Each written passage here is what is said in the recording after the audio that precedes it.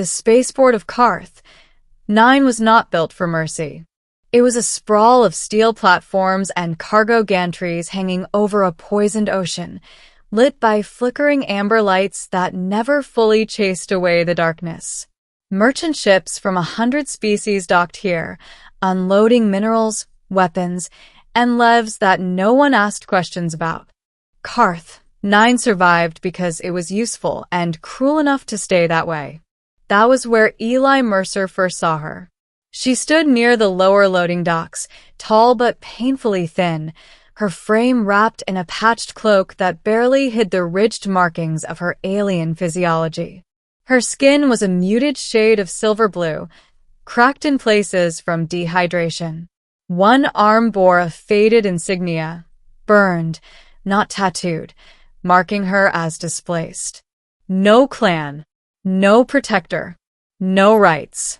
Eli was there to repair a gravloader for a shipping guild that paid just enough to keep him fed. He wasn't important, just a human engineer with grease-stained hands and a reputation for fixing things no one else wanted to touch. He might not have noticed her at all if she hadn't spoken.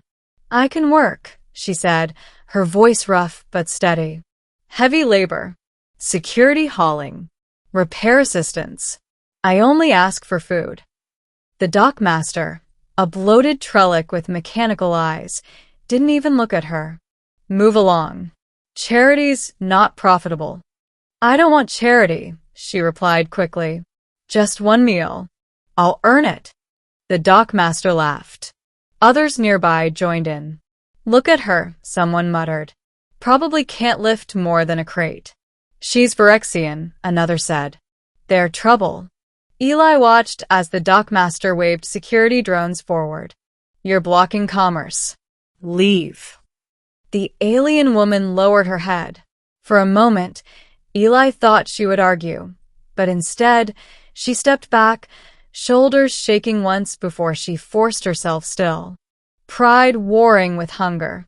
That was when Eli spoke. "Hey," he said, "if you want work, I could use an extra pair of hands." Every head turned. The dockmaster sneered. "She's your problem then, human." "Fine by me." The alien looked up, eyes wide and glowing faintly gold. You'll feed me?" "For honest work," Eli said. "Yeah."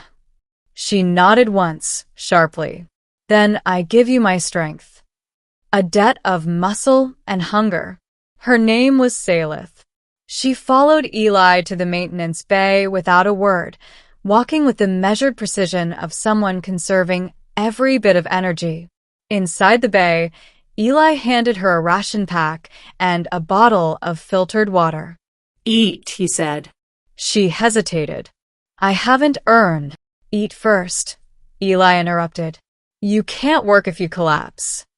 That confused her more than the hunger. But she obeyed, tearing into the ration with careful urgency. Eli noticed the way her hands trembled, the way she fought not to devour it too fast. When she finished, she straightened. "Tell me what to lift." Eli smiled faintly. "You ever recalibrate a grav coil?" "No." "That's okay. I'll teach you." Hours passed. Salith worked without complaint, lifting cargo housings that should have strained her weakened frame, crawling into tight access shafts, holding components steady for far longer than Eli expected. By the end of the shift, Eli realized something. She wasn't just strong. She was trained. Military trained. When the work was done, Eli handed her another ration. "You can come back tomorrow if you want." Her eyes flickered. "You will keep me?" "For work," he said. "Yeah."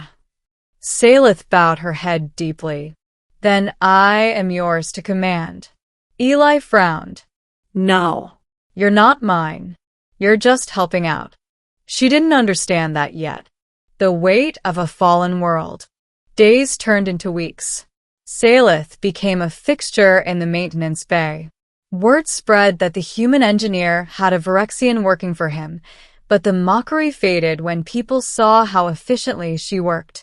Still, she never spoke unless spoken to. One night, While sharing a quiet meal after hours, Eli finally asked, "What happened to you?" Salith stared into the dim lights overhead. "My world fell." Phyrexia had been a protectorate, proud, disciplined, and bound by strict honor codes. When a neighboring empire accused them of harboring rebels, the council did nothing. Phyrexia burned. "I was a sentinel," Salith said softly, "bound to protect civilians. I failed." Eli swallowed. "Surviving isn't failing." "In my culture," she replied, "it is." She had wandered station to station, trading strength for scraps, until her body began to give out. Karth, 9 was supposed to be her last stop. "Why didn't you join a mercenary guild?" Eli asked. "They would own me," she said. "I would rather starve." Eli looked at his hands. "That won't happen here." When strength attracts predators, the trouble came quietly. One evening, Eli returned from a supply run to find Salith standing rigid, 3 off-world enforcers blocking the bay exit. "She's unregistered labor," one growled. "Violation of port regulations."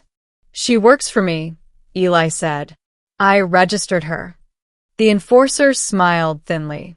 "Virections don't get contracts. They get collars." Salith stepped forward. "Do not harm him," she said. "I will go." Eli felt something snap.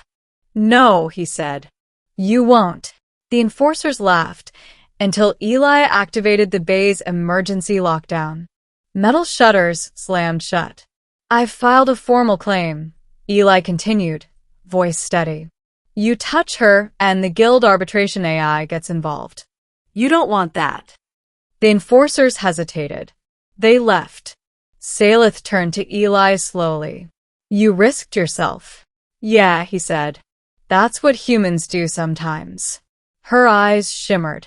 "No one has ever done that for me. A destiny rewritten." From that day on, Salith changed. She laughed, quietly at first. She asked questions. She learned human customs, food, humor. Eli taught her engineering basics. She taught him Virexian combat philosophy. When a merchant convoy was attacked weeks later, Salith didn't hesitate. She defended the docks with brutal efficiency, protecting civilians with the instincts of a sentinel reborn. The port authorities took notice.